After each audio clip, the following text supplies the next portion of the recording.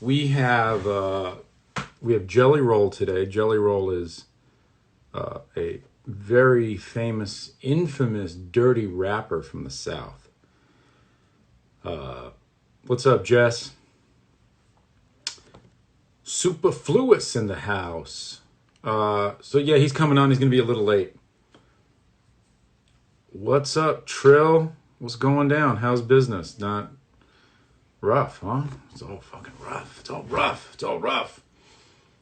We have El Tigre Vicano on Monday. So El Tigre Vicano is a friend of mine. Adrian. What's good, Adrian? Adrian Miller, the infamous, legendary Adrian Miller in the house.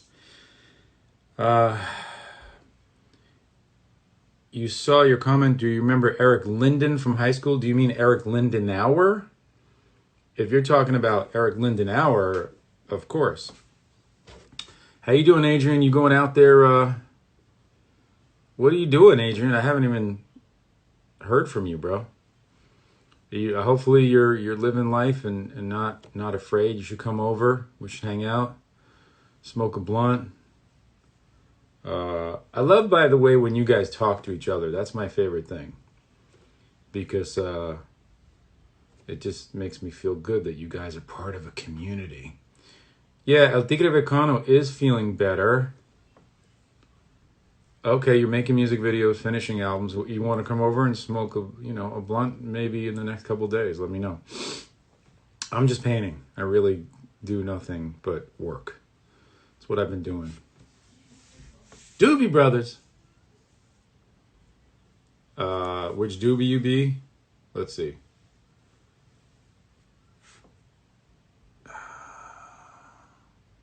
Spinkit, are you talking about, though, Eric Lindenauer? I think that's who you're talking about. This is definitely, by the way, everybody, Whirlwind Dreamers, right? This is the VIP room. So y'all motherfuckers here are straight VIPs. C1NE. Hello. Sal Freckles. Oh, by the way, so check this out. If you go to my website now, guys, you can now see all of these videos. Manny's been putting up these videos.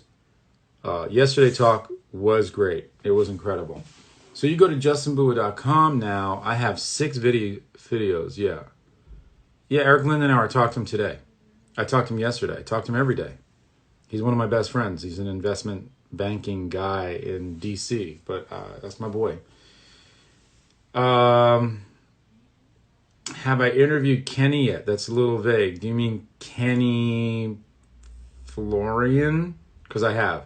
I have Kenny Florian up. Cameron, what's up? Adrian, I would accept you, bro, but right now I have Jelly Roll that's going to be coming on, brother. Otherwise, I'll go live with you. I'll go live with you soon. I got Jelly Roll's could be late. Am I a B-boy? I was a B-boy, I would say.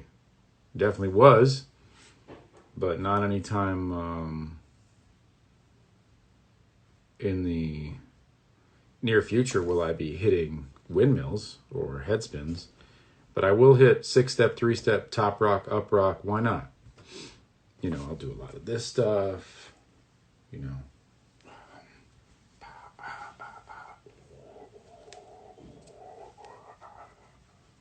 I'll do a lot of that.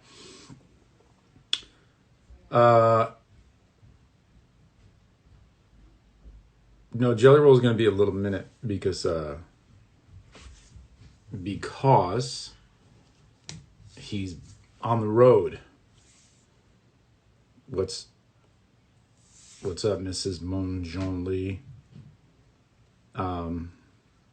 So yeah, always doing this. And you know who else is really good is El Tigre Vicano is a really dope popper. You got hard hits. Jason's got hard hits. Jason will be on Monday. Tuesday, of course, we have Troy. Wednesday, we have Neo. You guys know the pop star Neo and the Chris. Pop star Neo from World of Dance with J-Lo. We got Neo. Thursday, I think we have Flowmaster. Uh, it's Jelly Roll told me he's gonna be late, so let's just know that he's gonna be late. And he already hit me up.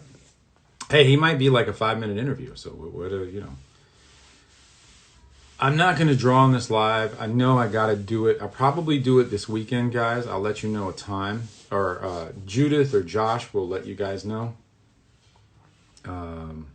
But I will give you some talk right now. Do I have any advice on getting my work into galleries?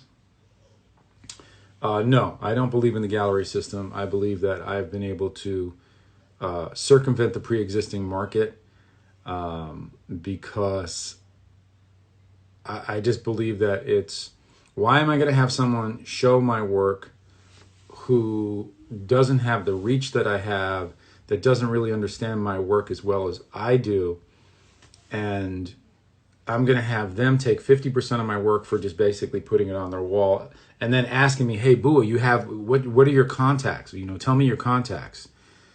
No, I don't want to give you my contacts. It's ridiculous. Let me get your contacts. Because I've been able to circumvent the pre-existing market of the art world, I've been shunned by many galleries because they're like, well, fuck that, And then the gallery world that I would be in, that's a ivory tower of it's just an insular ivory tower that is very difficult to penetrate, unless you are, unless you're at the level. You have to be at Christie's and Sotheby's. You have to be in the actual auction circuit. So, yeah. What's going on? We love what you're doing for me and Kim Fields. What's up, Russell? Yeah, Kim Fields doing her coffee line right now. Coming up with some good stuff. There we go. There's Jelly Roll in the hizzy. Okay, I'm going to go live with Jelly Roll. And, of course, I love my girl. She's super, super cool. Yes, Spliff 139. What's up? There he is. Hey. Good morning, Bubba. How you doing, my brother? How are you, man? Dude, I'm the best ever by far. It's unbelievable how good I feel. How's shit out there on your side of the country? I think it's okay. I think people are becoming, well, LA just locked down for another 3 months. I think we're the most locked down state of any other state. But I really don't get into the fear pornography of it. I just try to keep my immune system high and feel good and, breathe a lot of good air and sunshine, bro. That's my modus operandi. That's the trick. And you have to understand that quarantine to me is I'm always in my studio painting. So right. I've been quarantined my entire life. You know what I mean? It's protocol for you. Yeah. So I'm not on tour or anything. Yeah. Besides touring, it's exactly how I feel. I miss touring and I really want to go. I can't wait to play music for people again. But when I'm not touring, dude, I'm just, I'm in the studio locked in. Or with the kid, because I spend so much time touring, I don't get no time with the family. So let's stop what are we doing now? I want to get into, first of all, your accent is thick as shit. It's a beautiful accent. Well, thank you, Bubba. Where are you from originally? I was born and raised right here in Nashville, Justin. So I was literally where the city that I live in now is where I was born at. So I'm one of the few, because Nashville's like such a music hub, that they call us a unicorn, man. There ain't very many of us, especially in the music business, that are actually from here. Yeah, that's true. That's that's what I feel about New York City. I'm from New York City. Not a lot of people born and raised in the city, but a lot of people like to claim New York. Do they do that with Nashville too? Like people be coming from Minnesota, like, yeah, I'm from New York. It's like, oh, where'd you go to high school? They're like, well, I didn't go to high school here, but I really consider myself a New Yorker. Is that the same in Nashville? Oh, dude, all the time. Yeah. They give you well, I've been here 10 years still. You know what I mean? It's like, dude, I was so do you feel like you have to earn your Nashville stripes? What is it to earn your Nashville stripes? Because in New York, to earn my New York stripes, if you haven't been beat down, kicked and left for dead by 7 Dominicans, on 137th Street and Broadway. I don't feel like you're from New York. What is it for Nashville? Listen, my thing with Nashville is if you haven't been to a bar outside of downtown or midtown, you don't understand Nashville. Like if you ain't been to like the Bikini Beach Bar in Antioch, Tennessee, don't come talk to me about how you're fucking Tennessee. You know what I mean? Like if you hadn't been, you clearly feel uncomfortable in. You know what I'm saying? And our joke is you can for us from a mile away because they'll have on a cowboy hat and boots. Like that's how we do. All right, guys, you guys are saying I'm blurry. How about now? Is that better? Is that less blurry? Yeah, you were blurring and cutting. But tell me if I'm blurring now, because if so, I'll move. No, you're still a little blurry, Bubba. I couldn't tell if it was my phone or if everybody was seeing what I seen. Let me see. Thank you, Brother Lenny. How am I doing now? Am I on the blurry tip or am I on the not blurry? You're getting better, but it's still rough. All right, well, I'm going to ask you. Y'all seeing the same thing I'm seeing? Is Justin a little blurry to y'all or what?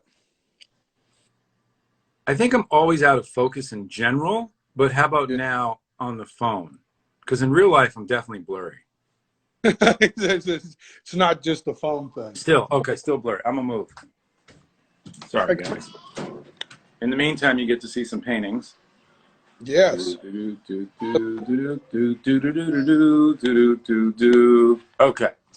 Who painted that? It's my right here. Hey. No, you're not blurry now. She loves your work. Cool. I've told you, man. In my backyard. We haven't talked a lot. So, you know, we've got like multiple of your paintings at our office. Love you, baby. Oh, which one do you have? We got the El Guitarista. Okay. I have to think about. I should have had them rattled off top. So let me just give you some history on how I know you. Right. Okay. I like most urban kids. I've been a fan of yours since 2001. Okay.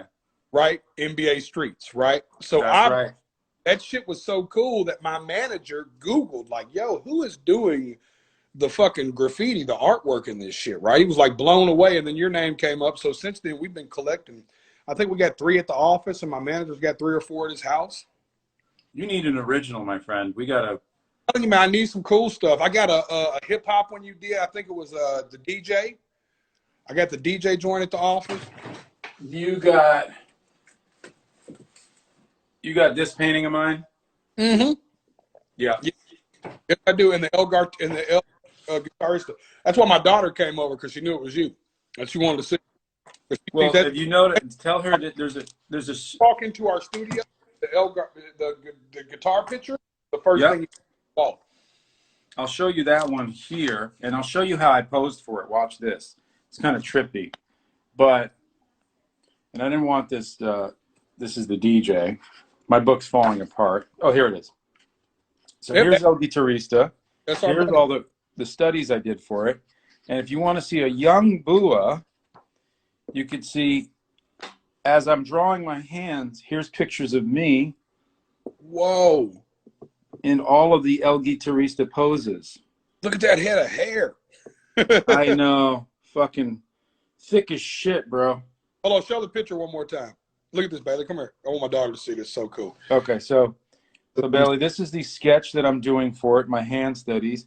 I took photos of myself in the position, and then I had the final drawing, which then I do color keys to figure out the temperature, value key, color keys, and then the painting.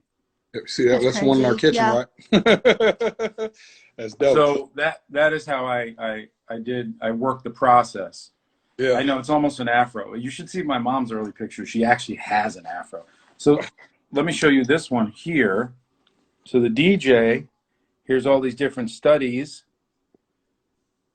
And then, I put it all together. And by the way, I made the hat 20 different positions, like trying too hard, just doesn't look right, corny. There it is, perfect with the 33 and an 1/8 angle. That's flavor. And as you can see, that's my final sketch. And here's younger BUA with the thickest shit head of hair, working on the painting. And then the figure's not even in. And then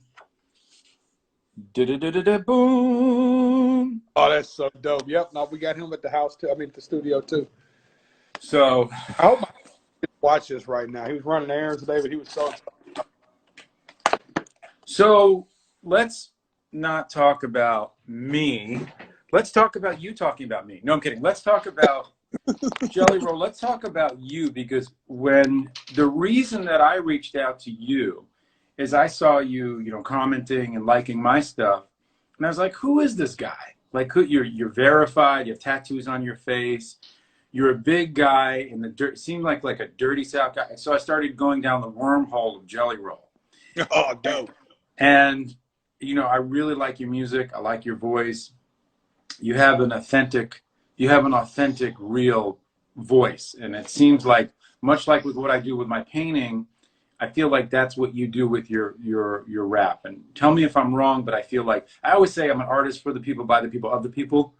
So do you feel like you are a rapper for the people, by the people, of the people? And talk a little bit about your journey, which I've only read about. So like, I don't know what I'm getting, what's true, like your relationship with Lil Wayne, and then this person put you on. And tell us your story a little bit of how Jelly Roll became a donut. Yeah, well, dude, I tell you this. First of all, I love the phrase there, because I've always said that my music is the voiceless, right? Like, Mm-hmm. I've always stood by the philosophy that my goal was to always. I just remember growing up, experiencing a bunch of wild shit, and going, man, nobody talks about that. Like, why is this not a more cultural thing? And I was like, I wanted to tell those stories of those people. Like, it just bothered me at night somehow. And I didn't know how I was going to do it that early in my life, right? But and then hip hop kind of came to me, and at that point I was like, okay, this is an expression of self. But as far as like I guess like pillar to post for me, Justin, I grew up in Nashville. We're 3 hours from Memphis. Okay. So working with where the Memphis artists were 3 6 Mafia, DJ Paul, Juicy J, Little White was the one who introduced me to all these guys. I worked with a lot of local rappers too. Nashville always had a rap scene, but it was kind of overshadowed by country music, Okay. country music capital, or so to speak. And I just always wanted to like show the other, and that was like when you were talking about like being really from New York. Like, I wanted to show the other side of Nashville, because everybody knew about, you know, Music Row, and you know, back then the Tracy Lawrence and George Straits and all these people that had migrated here to make country music, but they didn't understand that there was, a whole nother side of the city that was just fucked up. Mm-hmm. Mm-hmm. So I wanted to always represent that group of people.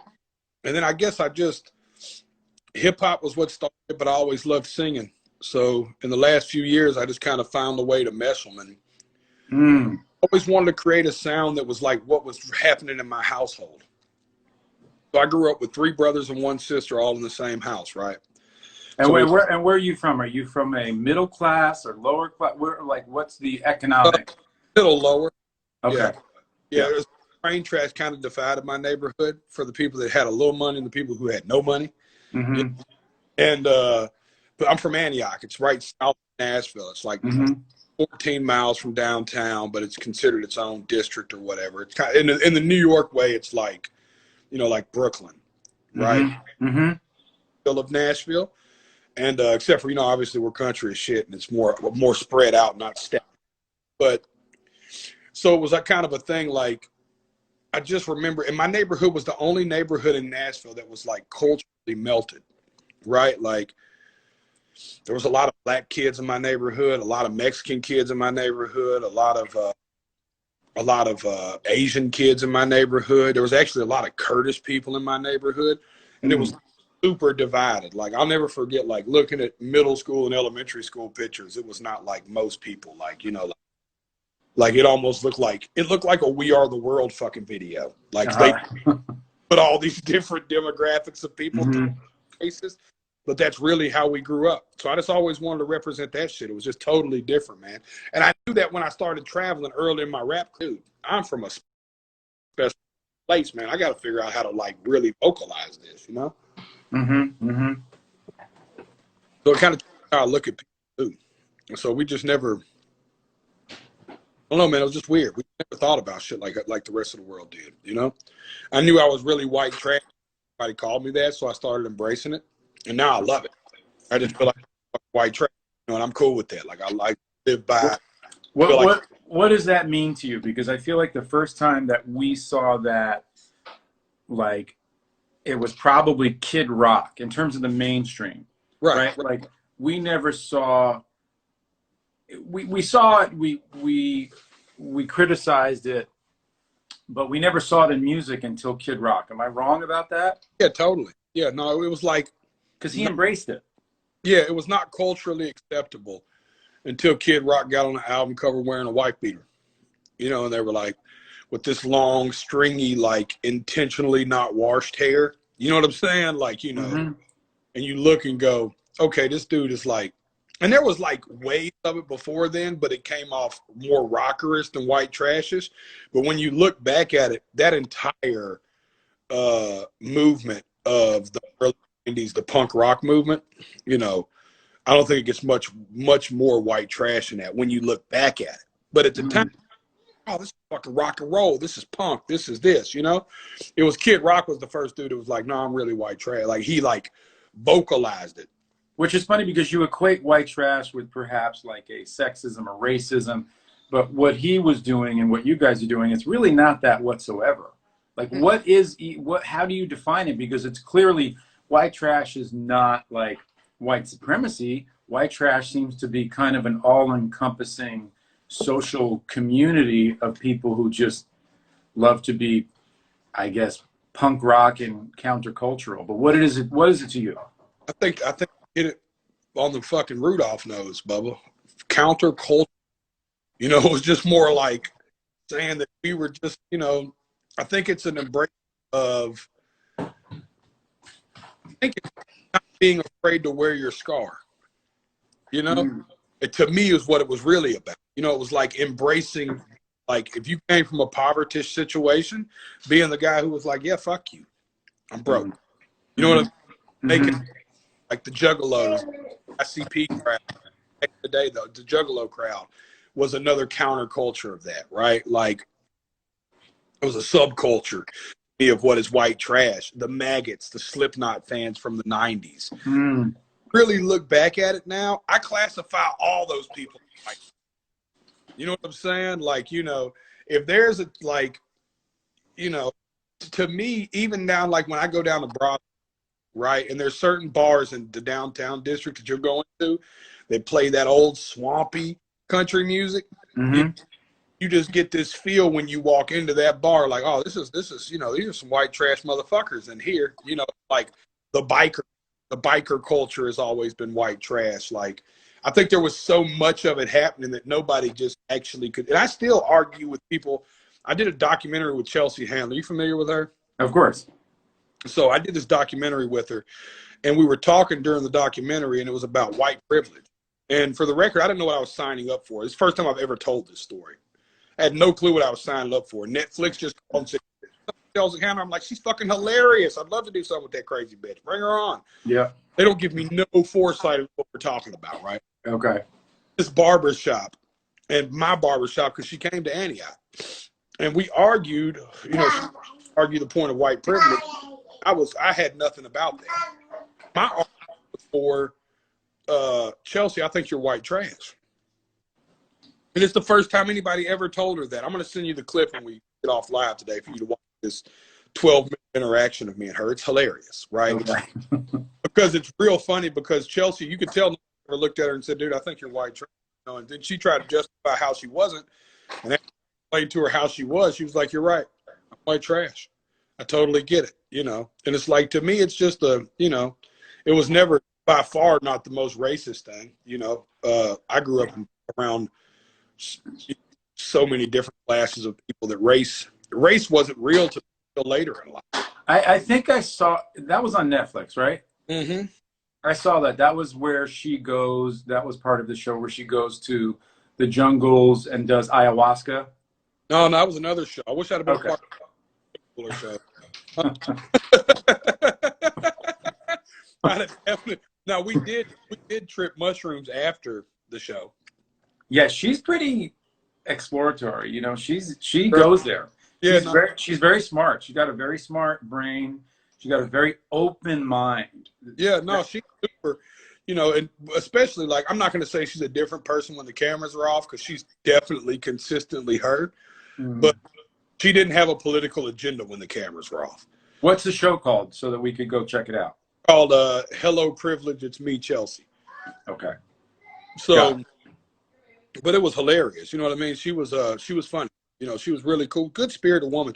I think she came down there expecting me to be like a Bible beating reporter, it. Mm-hmm. and this my political view is I don't know, I guess I'm more pragmatic, but above everything I just, you know, I'm kind of anti-establishment in nature.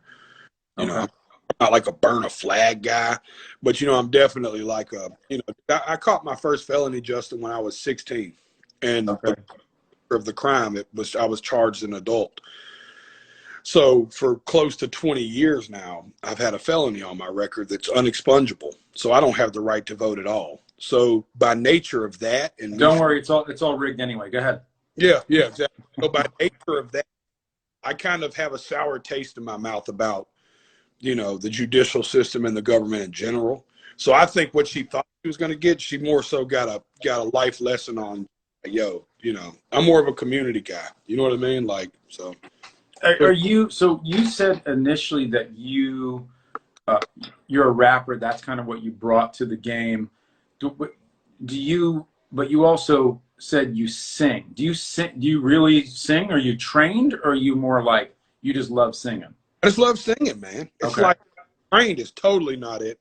You know what's crazy? The reason I was late this thing was I was at the office and I went down, but we were gonna play a couple songs live. We were gonna like sing one for you live, like some stuff we're working on now.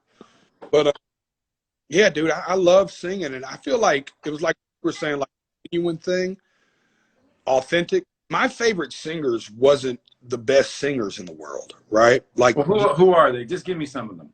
okay, the whole singer-songwriter movement of the 70s, from Bob to Johnny, Willie, Waylon, James Taylor, Jim Croce. I named my dog after Jim Croce. I think Jim Croce was All just, some of my favorites too. yeah, you know, these dudes are the dudes who like created my love for music. Because I grew up in a town, Justin, where people don't write their own songs, right? Mm. Music is famous for, you know, three dudes get in a room that look like me and you, write this girl in a truck, and then we give it to some big handsome guy to go sing for the world, right? Mm-hmm. Right. So I was like kind of anti that my whole life. So I just like my rebellious spirit was more like, and my mother was just real adamant about playing old Motown music. So I grew up listening to a lot of that. So I love that. Mm. You know, big Seeger fan, loved Bob. I just grew up on like obscure music of people who was a part of their songwriting process. Mm-hmm. Big Deadhead. I love the Grateful Dead, and not as much for what they did musically as what they Mm-hmm. did movement, but as the fact that they did it. It was, you know, it was scary. And Did again, you ever see them? I never got to see them, dude. I Did you? got to see them at the Meadowlands in New Jersey. I went out to my friend Oh, was a crazy deadhead. I was a hip hop head, but I right. figured anybody who was so deep into that, like I was so deep into Run DMC and Houdini and Fantastic, you know, Fearless Four, Fantastic Five, all of these old school MCs. And then my friend was so into the Dead, I was like, you know what, I'm gonna go see that with you. So I went Right. to go check him out. It was really interesting. Yeah. Would you be? I would love for you to spit a couple of bars right now for us, so that people know, at least my people, who you are, if that's okay with you. Yeah, for sure. Um, let me think of what would be. That's so super cool, man. God, I wish we'd had our Wi-Fi at the spot, man. We were music anyways. We'll do it again. We'll do a whole thing, man. And this is what we should do. We should do that, and then I could just do a painting or a drawing. Yeah, dope. Yeah, we'll do some songs live. Yeah. Yeah, be great. But before you do any bars, what is your relationship with Lil Wayne? I don't. Little White was my guy. Never Okay. really. I knew Wayne when he came to town, but Little White was my buddy. I'm the cool thing about me in the hip hop world is I'm cool with. I don't have a problem with anybody. I don't fraternize very much. Mm-hmm. have that I should probably change. I should be more of a social butterfly in that world. But it all genres of music. But I just we never signed a deal. Goes back to my songwriters being my favorites of the '70s. I just believed in the movement of people, men who write their own songs and speak for the forgotten. And it's kind of back to the establishment theme. It doesn't just exist with the government. I'm anti-establishment in general. You know what I mean? It's kind of what directed us to you as an artist. Like, you're like you do what you want to do. You know what I mean? And I feel that when I see it. When we look at stuff, and it's even cooler today when you're showing me the book, I'm like, yo, this how I'm like, yo, this dude, this is what he wanted to do. You know what I'm saying? It wasn't like somebody called like, hey, paint me here's a big check. It's like, oh, here's a ticket. You know what No, I yeah, I mean, because otherwise it's not authentic. I've always been able to paint the shit that I wanted to paint because I have an audience, and before I had an audience, I was just a broke painter who was painting the shit I wanted to paint. Right. You know what I mean? People will find you if your voice is authentic because you are really just a catalyst for other people. In other words, my paintings are, they come from me, but they belong to everybody who experienced my entire culture. Your music comes from you, but it belongs to everybody who's experienced your music because real shit, that's why people get followings. Right. No, it's so And inauthentic shit dies out. every time. The only shit that ever had a lasting leg was the shit that came off super authentic. Everything. That's what we in our business we call it's the difference between a flash in the pan and a full blown fire. Yep. It's a lot of flash in it. You know what I mean? A lot of people that pop up. I tell people all the time, let's see what they're doing in 10 years or 6 years or 5 years. In the music business especially, let's see what they're doing in fucking 2 years, man. This shit changes Exactly. So overnight. who are your favorite rappers? Um, You could say all time and then now. Favorite rappers. I'm so engulfed in hip hop. I grew up in the South, so it was obviously like the Southern stuff at first. 8 Ball and MJG, 3 6 Mafia, Outkast. Oh god, they were from Atlanta, 3 hours down the street, dude. The old like Houston scene when it first started bubbling, like the old Twister House stuff, not the Mike Jones stuff. I mean, even before that, like the Chameleonaires and Paul Walls, UGK. You know what I mean? Bun B. And then as I really started exploring hip hop, okay, you'll understand this because of our age, right? My first cassette tape I ever got was Rex and Effect, Rump Shaker, right? Ever. Like, you know what I mean? Like not Rump Shaker, what was the record they had? It was Rump Shaker, wasn't it? All I want to do is a vroom, vroom, vroom and a zoom, zoom. Boom, boom. Go shake your butt. Yeah. Yeah. First brothers got it for me like late early '90s, and I was a kid, and it was in my stocking, and it was from all my big brothers, and it was like the beginning. And then of course, on the East Coast side, I loved Big L. I just thought he was just Underrated too. He's so underrated. People who don't know Big L just is the mainstream. Like the people in the game, he's like a rapper's rapper. exactly. He's the rapper's favorite rapper. That's Yeah, exactly. he's the rapper's favorite rapper for sure. I love Big L. I still love Jay, but I loved real early Jay especially. Yeah. You know what I'm saying? Just a little more gritty and witty. You know what I'm saying? I just, of course, we obviously got into the Wu-Tang Clan just because I did, at that point, then it's like, if I'm going to be a part of the culture, I want to go back and make sure I'm aware of the culture. You know what I mean? I want to know the culture as I can. On the West Coast side of things, we were always, obviously, Tupac hit hard in the South. He was big. And that's why Tupac will always be on the cover of my book. Yep. God, it's so awesome. I'm gonna order that when we get off this. I'll send you one. Yeah, I was trying to say I'll order one. I'm gonna send it to you so you can sign it for me. There you go. But yeah, I think that was I was all over the place. We just loved hip hop as I got immersed in it. What turned me on to it though was Southern hip hop. I just remember those old Southern records playing, man. Just that old K, man. I could still sing like every single word to the Riding Dirty album. You know what I'm saying? Old 8 Ball and MJG coming out hard. I don't know if you ever got lost in that world, but it was a different. Yeah, and were you a fan of Eminem or? Oh, of course, yeah. You know, Yeah. by then I was going into you know, late middle school, early high school. Yeah, there's no way to not deny, you know, Eminem was I say was, it's wrong, is one of the greatest lyricists that ever, you know. To me, like two of the best that ever did it are Andre and Eminem. I feel like Andre from Outkast is, you talking about underrated, you know. Oh no, he's That dude. ridiculous. And I love people that leave on their terms. I don't know why, but I'm real big on like not wearing out my welcome, like a little Mhm. go. And I always tell my wife, I'm going to quit the music business before the music business quits me. And I feel like a lot of people make the mistake of hanging around too late. You know? Who's made the mistake of hanging around too late? Oh, dude. Well, Jay-Z? You think Jay-Z's still hanging around? Should be out. no, Retired, comes back. I think he's, yeah, I think he came back a few times when he shouldn't have. But I think that he did the right thing as far as moving on to the corporate side of it. You know, Yep. built a huge business over there. So it's like, you know, God, when you're Jay, though, you can do whatever the fuck you want, right? Yeah, But, you're basically you know, rocking the nation. this part is so controversial for me to say this, but, and I don't normally speak controversy, but I think, I don't know, the Kamikaze album Eminem just dropped, I thought was cool. But there was a couple of records before that to where I started to feel like he might be wearing out his welcome. You know what I mean? Mm-hmm. Starting Mm-hmm. a little, you know, MGK's, I consider him a buddy. You know, I like MGK. I grew up just idolizing Eminem because in our era, you remember this, you're old enough to remember, especially being in hip hop, dude, it was like being a white rapper in the 90s and early 2000s was not easy. You know what I No, mean? I know.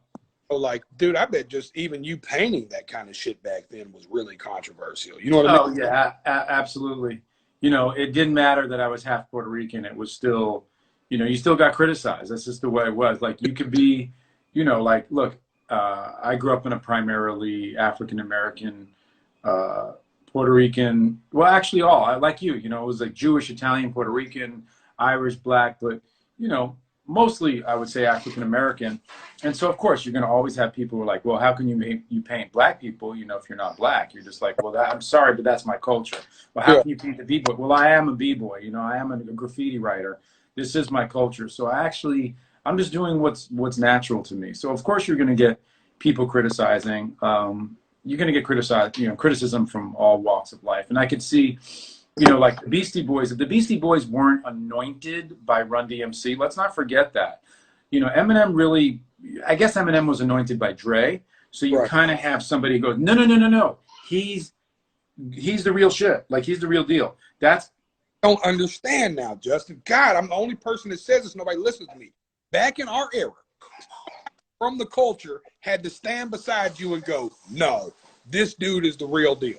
Now white rappers can just go online and do nerd rap or whatever they want, and boom, yeah, it's a big deal. And that's yeah, yeah, no. you needed somebody to usher you in and anoint you. And Beastie Boys had Run DMC, they had Russell Simmons, and they opened up. Run DMC opened up for the Beastie Boys, and so they went. Now here's and let's not forget DMC wrote a lot of the songs for the Beastie Boys. So they were anointed. They were justifiable. Yeah, they had their punk rock crowd because they were coming in through the punk rock scene too. But the hip hop crowd, you really had to be anointed. You had to be validated. And Yeah, that's the same thing with Eminem. Eminem was the real deal, but Dr. Dre validated him. Without Dr. Dre, I don't know if he's successful. And without Run DMC, I don't know if Eminem is successful.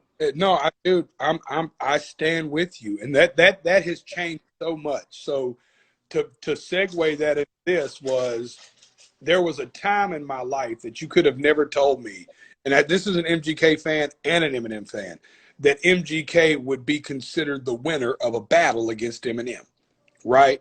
So that's whenever I first looked at him and had a moment where I was like, Bubba, man, you know, maybe it's time. You know what I'm saying? Like maybe it's time. You know what I mean? You know, to bow out gracefully. But then Kamikaze came out, and I was impressed by it. So I kind of, but I won't do it, man. I like Andre. It goes back to Andre. I like the way Andre did it. It was no second guessing. That man went out on his terms, dude. You know what I mean? Made a couple movies and, you know, and can come back on his terms. Kind of like Jay. Jay can come back on his terms. These people, certain people can, you know, move in and out on their terms. And I think it's because of when they said, I'm going to stop. Yeah, I'm reading this now. Yeah, no, there was some great bars. I'm not discrediting. Let me be clear. I see that in the comments. I'm not discrediting what MGK did. I'm just saying if you grew up listening to Eminem in the era that me and Justin listened to Eminem, you could have never told me that he would have a close battle ever.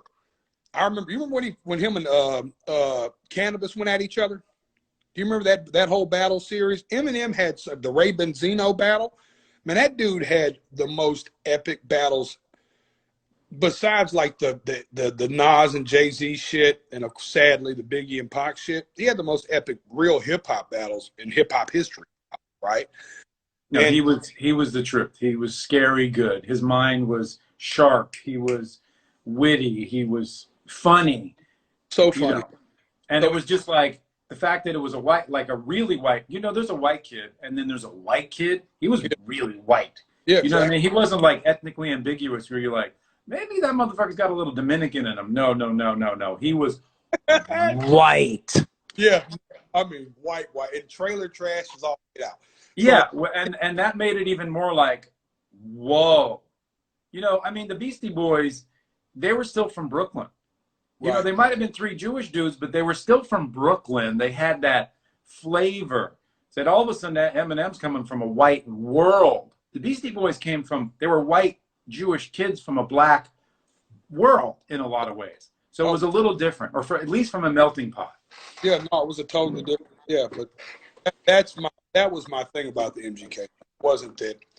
Never to discredit. I think MGK is great. I think that kid's the future. I love what he's doing with Travis right now. That deserves everything he's getting. But just growing up watching Eminem battle, just could have never told me he was going to have a close battle with anybody, especially a rapper. That was you. If you'd have told me that in 2001, I'd have told you were fucking shooting heroin.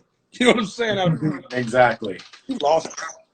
So let's get you to spit a couple of rhymes for all of your people and my people, just to hear what you sound like, and then we'll get into a couple of other things. All right. Yeah. I got something for you then. I don't know why I'm trying to think of the weird thing when you rap for people, you got like 1,000 verses in your head. Yeah, I have zero, by the way. Absolutely zero in my head. Zero. It's all right. I can't draw a stick figure. It's okay. It's all good. Trying to think about this. So I'll do the Fall in the Fall joint because if nobody knows me, this is very representative of who I am. Okay. Bigger songs on YouTube, but if you never heard Jelly Roll rap, this would be the verse that would be like, okay, I kind of get it. Smoking weed, drinking liquor. Some of my sins can't be forgiven. House on fire, can't leave the kitchen. I'm committed, motherfuckers can't see the vision. Meanwhile, I'm soaked in gasoline. The game's up and down like a trampoline. Please understand, if you shake the tree, you got to deal with the walls. Man, my life had tragedy, so that taught me something about agony. I done seen a lot of shit go up and down, and that taught me something about gravity. See the sunshine over the horizon. I can feel it coming, sunshine. And Father, forgive me the nights I was blinded, from the nights that I thought I was flying. You find out that you're falling and nobody seems to care. I say, Father God, I forgive them now because even demons need a prayer. And I swear I did my share. Fuck shit, I did my share. Oh, man, I can't forget that verse. Weird for me. We're not like religiously. That's all good, man. That was amazing. And by the way, it doesn't help so much that you have a natural accent. I feel like some people pick up that Nashville accent just because it sounds cool. Oh yeah, no, for sure. They definitely. You know, like all of a sudden I go around like this in Nashville and this like I'm the fucking shit right now. Y'all motherfuckers don't even know. Like I've been painting in Nashville for quite some time, and I'm doing the craziest things, man. I'm painting crab. I'm painting all kinds. I'm painting Jelly Roll right now. See what I'm saying? Then all of a sudden it's like people come back and then you validate that shit. Right. Like Madonna, you know, Madonna goes to England, she comes back and she's talking like this all of a sudden. It's amazing, isn't it? It's crazy. What? I just speak this way. It's natural. It's like, But people do that shit when they come to Nashville. They come back and they start with the accent, and because they're on a singing career and they feel like that's what you got to do. No, dude, and it's like I'm blessed. I love the Southern culture and how we talk in general. But I tell you a funny thing. I call everybody Bubba, right? It's Yes. just done it my whole life. And the funny thing is now my people from out of town, they pick up on it. So it's like, it's the funniest thing. I talk to people all the time and they'll, Bubba. It just makes me smile ear to ear. You know what I'm saying? Because Yeah. somebody joked one time and said, you could text me from any number, any continent in the world, and all you'd have to say is Bubba. And I'd go, okay. You know what I'm saying? So, yeah, no, dude, it's been a Jelly, blessing. I want to get into this. When did you get the face tattoos? And do you feel like at that point you were basically like, because this is my theory on face tattoos. Tattoos, everybody gets tattoos now. It's not a sailor thing anymore. This shit is a common thing. Everybody's tattooed all over, whether they got, sleeves or just one tattoo, tramp stamps, whatever. But when you get a face tattoo, in my opinion, you're basically saying, I'm never going to work a corporate job. I'm never going to go into something where I'm going to give a shit, because this to me is the mark of I am leaving society because I know that I'm going to be judged, and I am okay with that. So, Yes. you know what I mean? Like when you say you're anti-establishment, I mean, clearly, I feel like when you go there, you've gone there into the Mhm. social understanding that I might be shunned by mainstream. Right. So talk about that. That was kind of the vision, man. It was like, it's just, I guess another thing too is so many people in Antioch have been having face tattoos long before they were, you know, I got a lot of these. I'd say maybe, oh, dude. And tell me each one. Tell me where each one comes from. Yeah, my daughter's almost 12, and I've had face tattoos since she was a baby, in a diaper. Um, all of them are also just kind of different moments. This right here is the signature of a dear friend of mine who got killed. Um, Up there it says crash out. It's kind of a philosophy we used to have back when we were wilder. Kind of the crash dummy theory. Kind of always. Um, this right here is Hebrew, but what it says in Hebrew is nothing for the opposition. So in so many words, nothing for anybody. The first ones I got were my crosses, my two crosses here, and they were just kind of the focal point of the tear. It wasn't what people thought it was. For me, it was more like, I think we've all had a moment we cried a tear that we'll never forget, like that one time. Might have had multiple. We cry, as humans, but there's always something that happens that you cry and go, man, I'll never forget this. I'll never forget the reason I cried during this. Mm-hmm. Mm-hmm. The black rose. This is my son's name. I got my daughter's name on the side of my head right there. Oh, wow. Low enough. Uh, that right there says to die for. My wife has the same tattoo. Mama Bear, where is your to die for at? It's behind her ear, so it's in front of. Let's see hers too. Let's see hers. See that one, Mama? She's like, I'm doing laundry. She's like, don't bring me into your life. Which one? Yeah. Oh, hold on. Okay. Yeah. Hi. We got to. Oh, that's Dustin. He did all the drawings of the paintings in the studio, the guitar one in the kitchen. Very cool. Yeah. Nice to meet you. I'm trying to get her to send us an original now. That's my wife, Bunny. We've been married going on 5 years. But yeah, so she got the same one there. That's John 13. Love have no greater gift than a man who will give his life for friends. That's the rotten apple core. Bad apple, baby. Y'all know about that bad apple shit. Drop some in there for me. Drop one of these in the comments if you know what that is. Hold on, watch this. Yeah, drop one. And how about the rose? Well, the rose and the cross are my two more, serious stories. My father died of cancer last year. He died of leukemia March 20th. And he was like my best friend. Me and my dad were just as close as you can get with anybody, man. Me and that old man went to happy hour multiple times a week. I mean, that was my guy, right? And I was there with him the last 3 months of his life as he got sick and downward, like literally just canceled my whole life, spent those last 3 months hanging out with him. And the week before he died, this guy from Australia came in to tattoo my wife. He's the one who did the thing on my wife's side. You have to see the picture, but it's like this huge, what is it like? Is that what you call it? It's like a warhead. And he was like, man, you want to get something? And I was like, I want a black rose. He was like, where? I was like, right fucking here. And I got that. I guess symbolic, knowing that Dad was going in. He was in hospice at that time. So I knew he was going into his last week. And I would stay there all day and then come home and sleep for a few hours and go back. And one morning on the way out the door of the tattoo, I was like, you want something before you go? I was like, yep, I want to throw this rose on, you know? Mm. And the cross, man, was just, you know, I'm not like hyper spiritual. And this is so cool, Justin. I want you to know I don't do people who are on here that know me know I don't do this at all. I don't get on live and talk to a lot of people. It's not my thing. But especially I don't talk about super crazy shit like we've talked about today.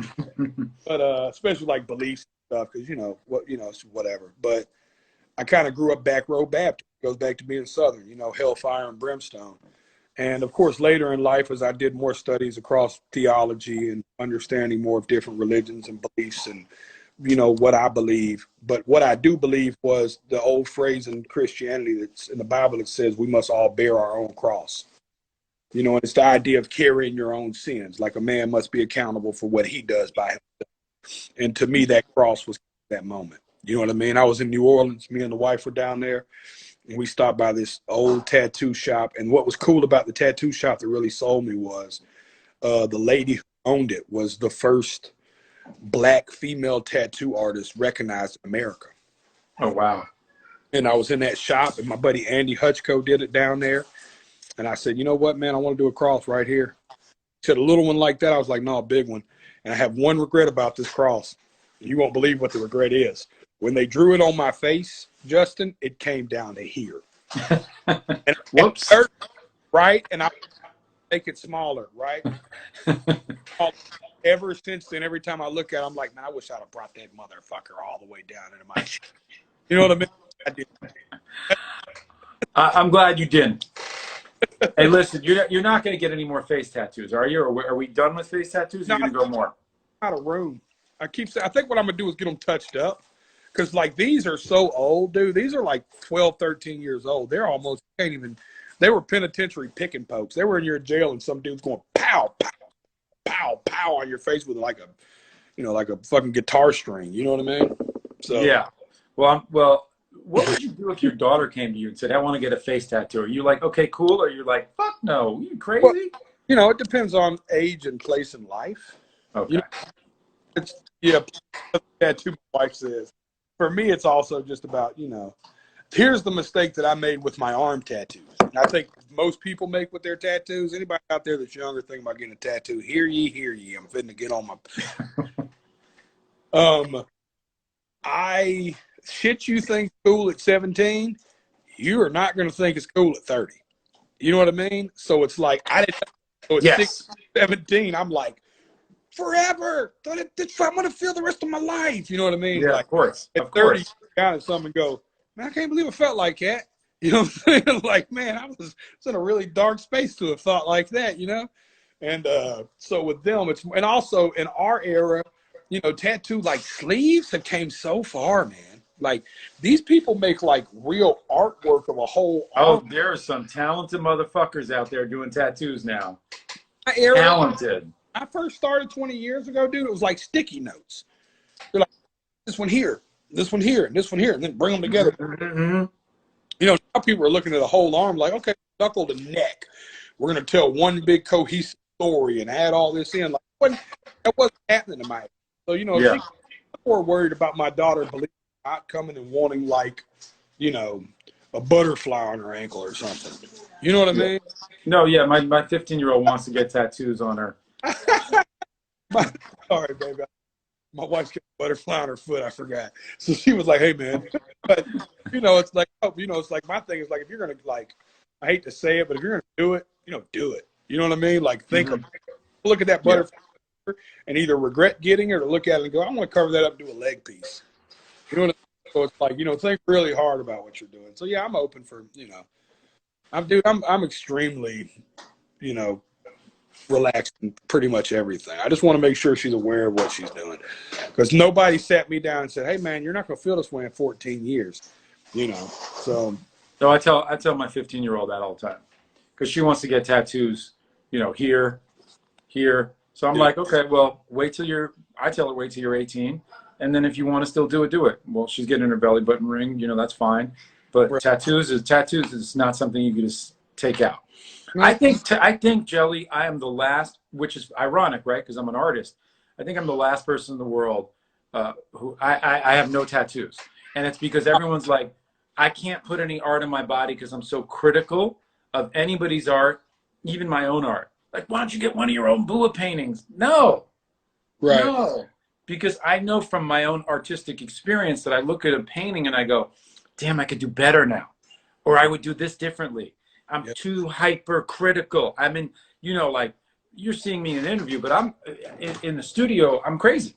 Like I'm actually insane. So I'm like, ooh, this could be different. This could be better. This could be changed. This edge could be softer. This color could be, a little bit more saturated. This value could be a little bit heightened. So I'm not really I'm not a person who wants something because I know that I'm just going to change my fucking mind. you know, the cool thing about art is that if we feel the same, and if we're both artists in two different ways. I feel that about every song I've ever created. Mm.